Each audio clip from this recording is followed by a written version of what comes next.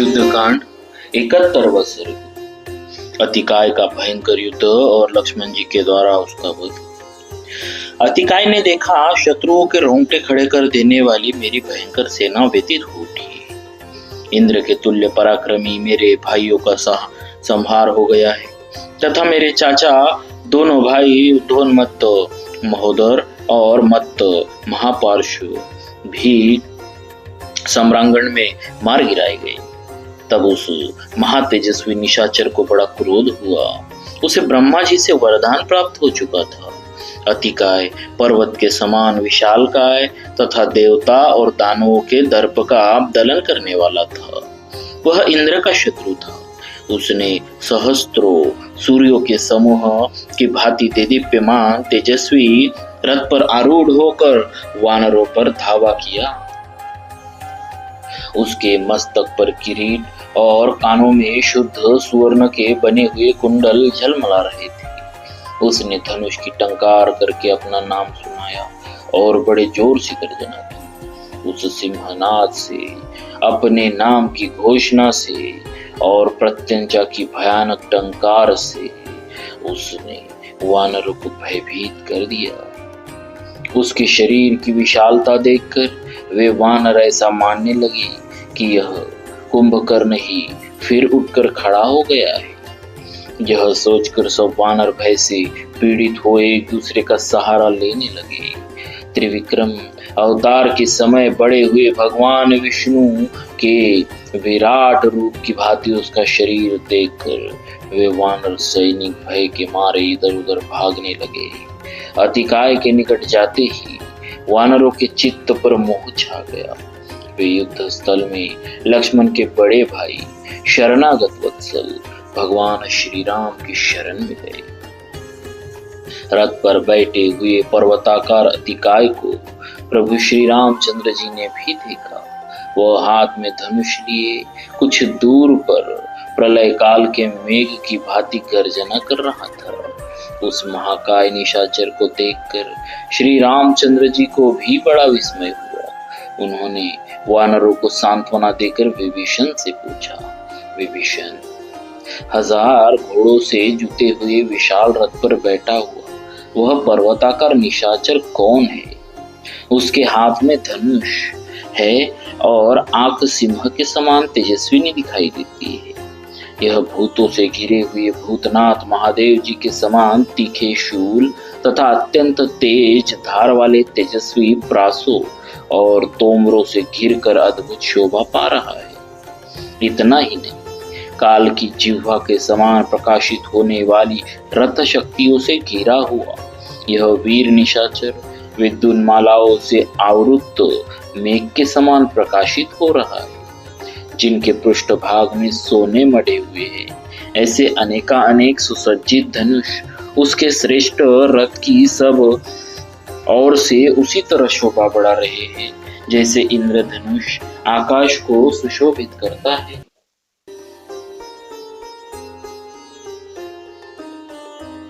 यह राक्षसों में सिंह के समान पराक्रमी और रथियों में श्रेष्ठ वीर अपने सूर्य तुल्य तेजस्वी रथ के द्वारा रणभूमि की शोभा बढ़ाता हुआ मेरे सामने आ रहा है। इसके ध्वज के शिखर पर पताका में राहु का चिन्ह अंकित है, जिससे रथ की बड़ी शोभा हो रही है। यह सूर्य की किरणों के समान चमकीले बाणों से 10 दिशाओं को प्रकाशित कर रहा है। इसके धनुष का पृष्ठभाग सोने से मढ़ा हुआ तथा पृष्ठ पुष्प आदि से अलंकृत है। वह आदि, मध्य और अंत तीनों स्थानों में झुका हुआ है। उसकी प्रत्यंचा से मेघों की गर्जना के समान टंकार ध्वनि प्रकट होती है। इस निशाचर का धनुष इंद्रधनुष के समान शोभा पाता है। इसका विशाल रथ, ध्वजा, पताका और अनुकर्ष रथ के नीचे लगे हुए आधारभूत काष्ठ से युक्त 4 सारथियों से नियंत्रित और मेघ की गर्जना के समान घरघराहट पैदा करने वाला है। इसके रथ पर 20 तरकस, 10 भयंकर धनुष और 8 सुनहरे एवं पिंगल वर्ण की प्रत्यंचाएं रखी हुई। दोनों बगल में तो चमकीली तलवारें शोभा पा रही है, जिनकी मुठे 4 हाथ की और लंबाई 10 हाथ की है। गले में लाल रंग की माला धारण किए महान पर्वत के समान आकार वाला यह धीर वीर निशाचर काले रंग का दिखाई देता है। इसका विशाल मुख काल के मुख के समान भयंकर है तथा यह मेघों की ओट में स्थित हुए सूर्य के समान प्रकाशित होता है। इसकी बाहों में सोने के बाजूबंद बंधे हुए हैं। उन भुजाओं के द्वारा यह विशालकाय निशाचर 2 ऊंचे शिखरों से युक्त गिरिराज हिमालय के समान शोभा पाता है। इसका अत्यंत भीषण मुखमंडल दोनों कुंडलों से मंडित हो पुनर्वसु नामक 2 नक्षत्रों के बीच स्थित हुए परिपूर्ण चंद्रमा के समान सुशोभित हो रहा है। महाबाहु, तुम मुझे इस श्रेष्ठ राक्षस का परिचय दो, जिसे देखते ही सब वानर भयभीत हो संपूर्ण दिशाओं की ओर भाग चले हैं। अमित तेजस्वी राजकुमार श्री राम के इस प्रकार पूछने पर महातेजस्वी विभीषण ने श्री रघुनाथ जी से इस प्रकार कहा, भगवान, जो कुबेर का छोटा भाई महातेजस्वी महाकाय भयानक कर्म करने वाला तथा राक्षसों का स्वामी दशमुख राजा रावण है, उसके एक बड़ा पराक्रमी पुत्र उत्पन्न हुआ जो बल में रावण के ही समान है। वह वृद्ध पुरुषों का सेवन करने वाला, वेद शास्त्रों का ज्ञाता तथा संपूर्ण अस्त्रवेत्ताओं में श्रेष्ठ है। हाथी घोड़ों की सवारी करने, तलवार चलाने, धनुष पर बाणों का संधान करने, प्रत्यंचा खींचने, लक्ष्य भेदने, साम और दान का प्रयोग करने तथा न्याय युक्त बर्ताव एवं मंत्रणा देने में वह सब के द्वारा सम्मानित है। उसी के बाहुबल का आश्रय लेकर लंकापुरी सदा निर्भय रहती आई है। वही यह वीर निशाचर है। यह रावण की दूसरी पत्नी धान्य मालिनी का पुत्र है। इसे लोग अतिकाय के नाम से जानते हैं। तपस्या से विशुद्ध अंतकरण वाले इस अतिकाय ने दीर्घ काल तक ब्रह्मा जी की आराधना की थी। इसने ब्रह्मा जी से अनेक दिव्य अस्त्र प्राप्त किए और उनके द्वारा बहुत से शत्रुओं को पराजित किया है। ब्रह्मा जी ने इसे देवताओं और असुरों से न मारे जाने का वरदान दिया है। ये दिव्य कवच और सूर्य के समान तेजस्वी रथ भी उन्हीं के दिए हुए हैं। इसने देवताओं और दानवों को सैकड़ों बार पराजित किया है, राक्षसों की रक्षा की है और यक्षों को मार भगाया है। इस बुद्धिमान राक्षस ने अपने बाणों द्वारा इंद्र के वज्र को भी कुंठित कर दिया है।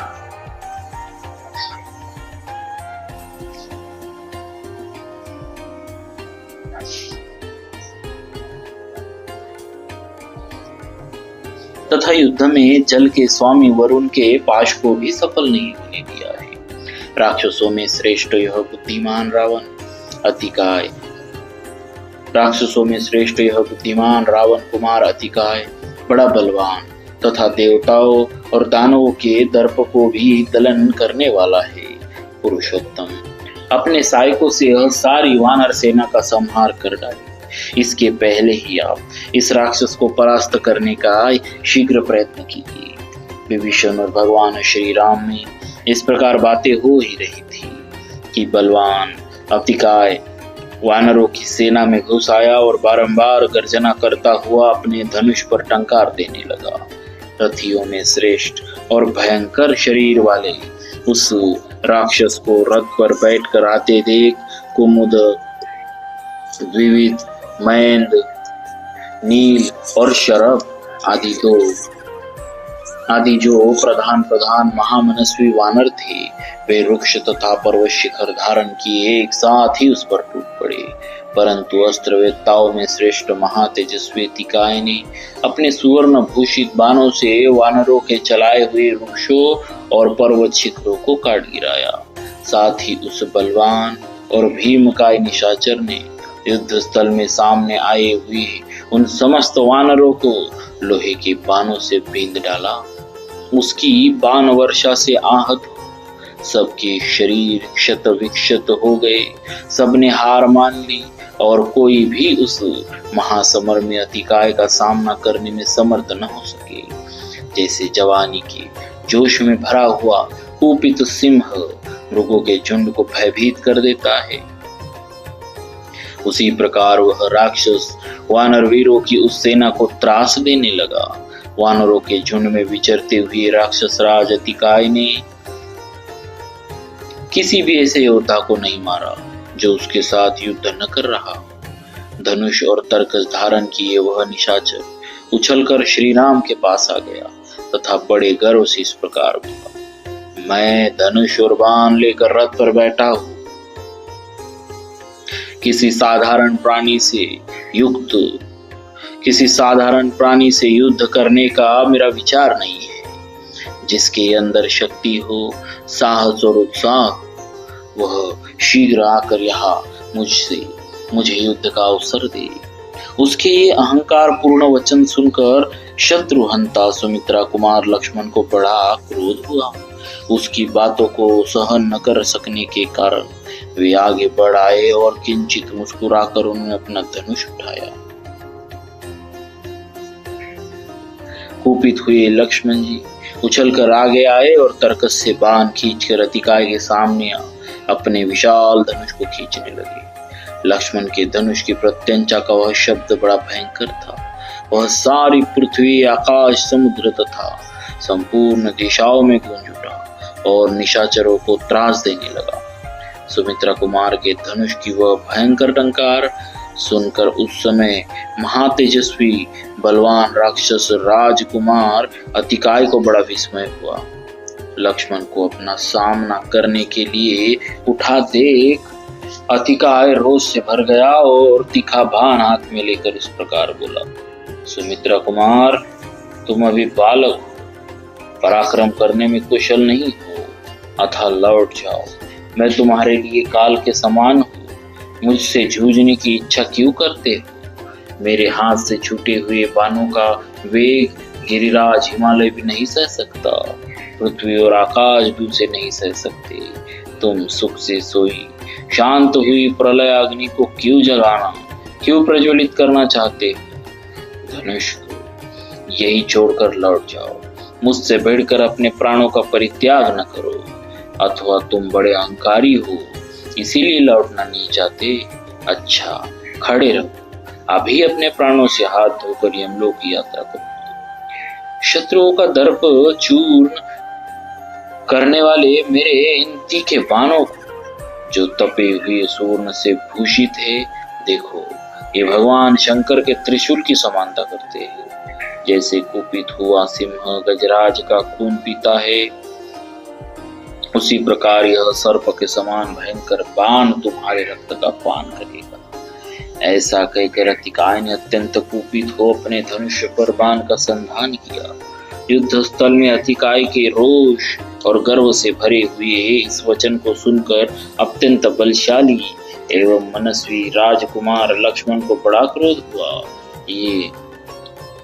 वे यह महान अर्थ से युक्त वचन बोले, दुरात्मा, केवल बातें बनाने से तू बड़ा नहीं हो सकता। सिर्फ डींग हाँकने से कोई श्रेष्ठ पुरुष नहीं होते। मैं हाथ में धनुष और बाण लेकर तेरे सामने खड़ा हूँ, तू अपना सारा बल मुझे दिखा। पराक्रम के द्वारा अपनी वीरता का परिचय दे। झूठी शेखी बगारना तेरे लिए उचित नहीं।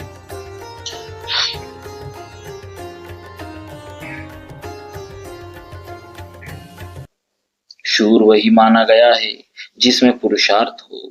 तेरे पास सब हथियार है कि सब तरह के हथियार मौजूद है। तू धनुष लेकर रथ पर बैठा हुआ है, अतः बाणों को अथवा अन्य अस्त्र शस्त्रों के द्वारा पहले अपना पराक्रम दिखा ले। उसके बाद मैं अपने तीखे बाणों से तेरा मस्तक उसी तरह काट गिराऊंगा जैसे वायु कालक्रम के पके हुए ताड़ के फल को उसके रुंध बौंडी से नीचे गिरा देती है। आज तपे हुए सुवर्ण से विभूषित मेरे बाण अपनी नोक द्वारा किए गए छिद्र से निकले हुए तेरे शरीर के रक्त का पान करे। तू मुझे बालक जानकर मेरी अवहेलना न कर। मैं बालक हो अथवा वृद्ध, संग्राम में तो तू मुझे अपना काल ही समझ। वानर रूपधारी भगवान विष्णु देखने में बालक ही थे। वामन रूपधारी भगवान विष्णु देखने में बालक ही थे, किंतु अपने 3 ही पगों से उन्होंने समूची त्रिलोकी नाप ली थी। लक्ष्मण की वह परम सत्य और युक्त बात सुनकर अतिकाय के क्रोध की सीमा न रही। उसने एक उत्तम बाण अपने हाथ में ले लिया। तदनंतर विद्याधर, भूत, देवता, दैत्य, महर्षि तथा महामना गुह्यक गण उस युद्ध को देखने के लिए आए। उस समय अतिकाय ने कुपित हो धनुष पर वह उत्तम बाण चढ़ाया और आकाश को अपना ग्रास बनाते हुए से उसे लक्ष्मण जी पर चला दिया। किंतु शत्रु वीरों का संहार करने वाले लक्ष्मण जी ने एक अर्धचंद्राकार बाण के द्वारा अपनी ओर आते हुए उस विषधर सर्प के तुल्य भयंकर एवं तीखे बाण को काट डाला। जैसे सर्प का फन कट जाए उसी प्रकार उस बाण को खंडित हुआ देख अत्यंत कुपित हुए अतिकाय ने 5 बाणों को धनुष पर रखा। फिर उस निशाचर ने लक्ष्मण पर ही वे 5 बाण उनके समीप भी आने भी नहीं पाए थे कि लक्ष्मण ने तीखे सायकों से उनके टुकड़े टुकड़े कर डाले। शत्रुवीरों का संहार करने वाले लक्ष्मण जी ने अपने पैने सायकों से उन बाणों का खंडन करने के पश्चात एक तेज बाण हाथ में लिया जो अपने तेज से प्रज्वलित सा हो रहा था। उसे लेकर लक्ष्मण जी ने अपने श्रेष्ठ धनुष पर रखा, उसकी प्रत्यंचा को खींचा और बड़े वेग से वह सायक अतिकाय पर छोड़ दिया। धनुष को पूर्ण रूप से खींचकर छोड़े गए तथा झुकी हुई गांठ वाले उस बाणों के द्वारा पराक्रमी लक्ष्मण जी ने राक्षस श्रेष्ठ अतिकाय के ललाट में गहरा आघात किया।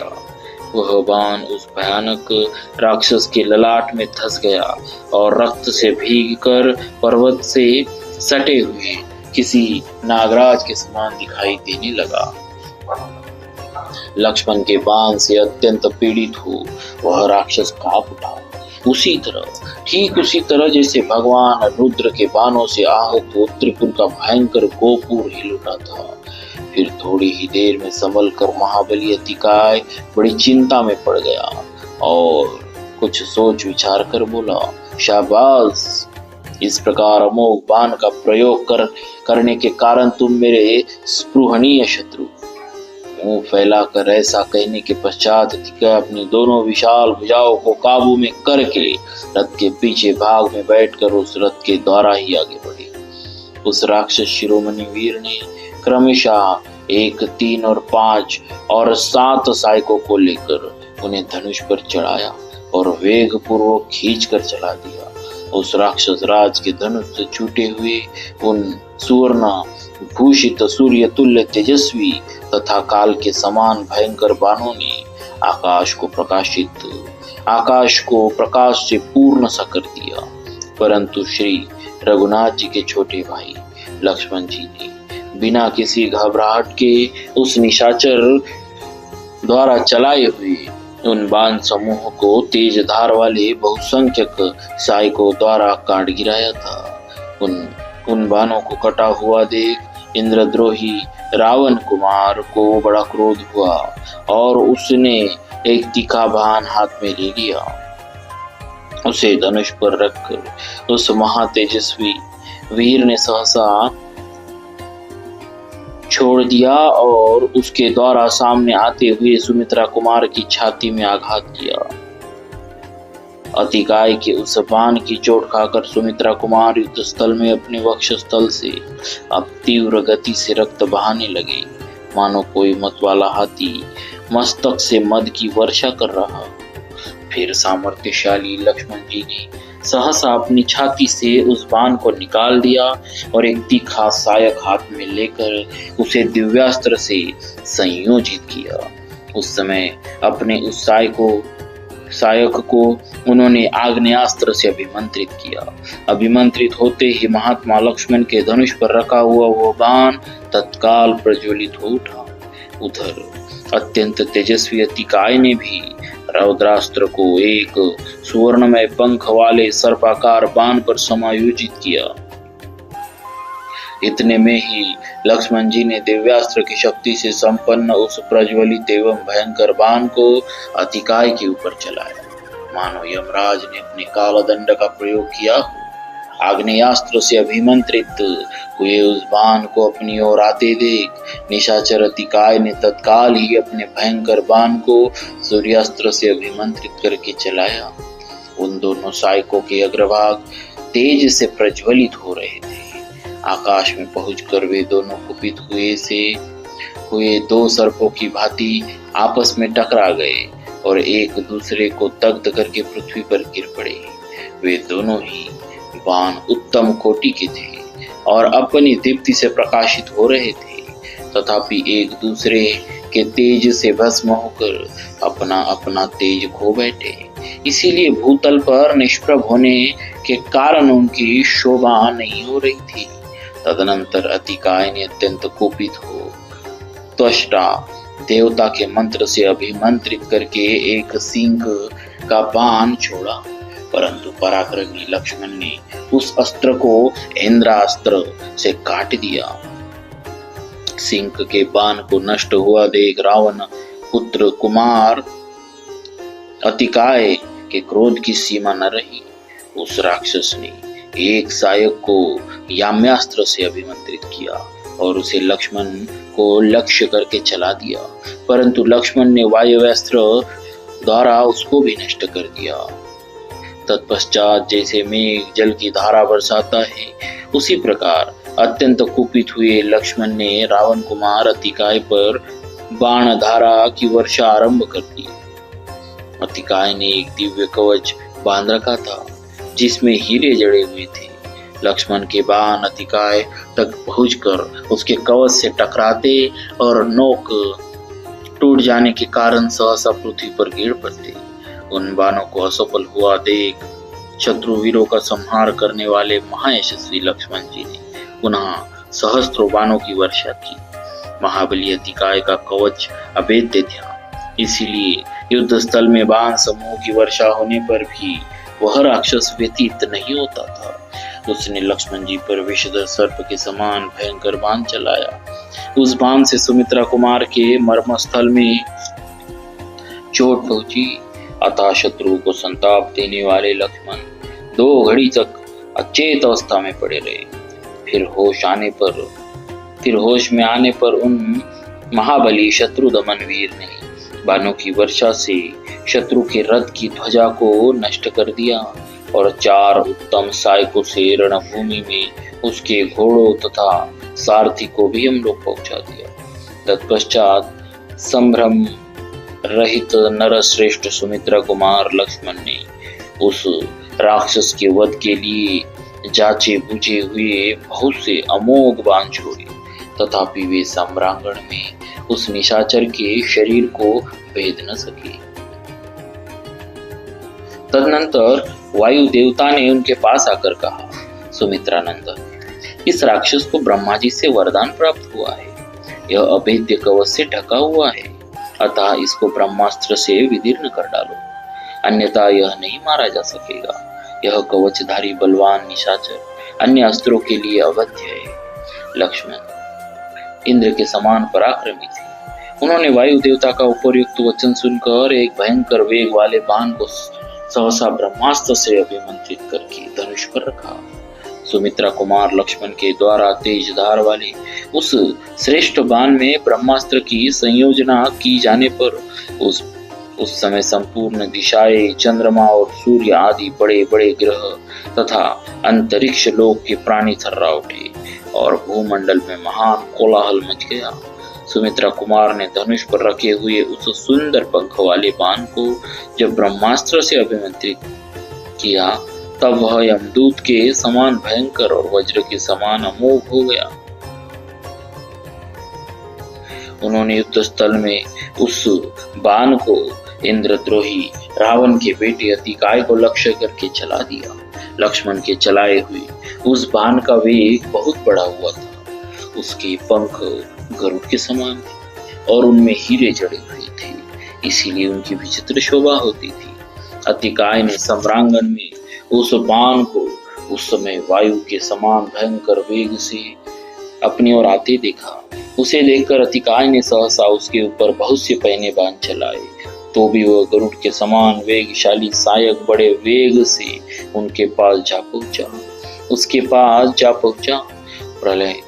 प्रलयंकर काल के समान प्रज्वलित हुई उस बाण को अत्यंत निकट आया देखकर भी अतिकाय की युद्ध विषयक चेष्टा नष्ट नहीं हुई। उसने शक्ति, रुष्टि, गदा, कुठार, शूल तथा बाणों द्वारा उसे नष्ट करने का प्रयत्न किया, परंतु अग्नि के समान प्रज्वलित हुए उस बाण ने उन अद्भुत अस्त्रों को व्यर्थ करके अतिकाय के मुकुटमंडित मस्तक को धड़ से अलग कर दिया। लक्ष्मण के बाण से कटा हुआ राक्षस का वह शीर त्राण सहित मस्तक हिमालय के शिखर की भांति सहसा पृथ्वी पर जा पड़ा। उसके वस्त्र और आभूषण सब और बिखर गए। उसे धरती पर पड़ा देख मरने से बचे हुए समस्त निशाचर व्यतीत हो उठे। उनके मुख पर विषाद छा गया। उन पर जो मार पड़ी थी उससे थक जाने के कारण वे और भी दुखी हो गए थे। अतः वे बहुसंख्यक राक्षस सहसा विकृत स्वर में जोर जोर से रोने चिल्लाने लगे। सेना नायक के मारे जाने पर निशाचरों का युद्ध विषयक उत्साह नष्ट हो गया। अतः वे भयभीत हो तुरंत ही लंकापुरी की ओर भाग चले। उधर उस भयंकर बलशाली दुर्जय शत्रु के मारे जाने पर बहुसंख्यक वानर हर्ष और उत्साह से भर गए। उनके मुख प्रफुल्ल कमलों के समान खिल उठे और वे अभिष्ट विजय के भागी वीरवर लक्ष्मण की भूरी भूरी प्रशंसा करने लगे। युद्ध स्थल में अत्यंत बलशाली और मेघ के समान विशाल अतिकाय को धराशायी करके लक्ष्मण बड़े प्रसन्न हुए। वे उस समय वानर समूहों से सम्मानित हो तुरंत ही प्रभु श्री रामचंद्र जी के पास गए। इस प्रकार श्री वाल्मीकि निर्मित आर्ष रामायण आदि काव्य के युद्धकांड में 71वां सर्ग पूरा हुआ। बोलिए श्री सीताराम जी महाराज की जय। भक्तवत्सल भगवान की जय।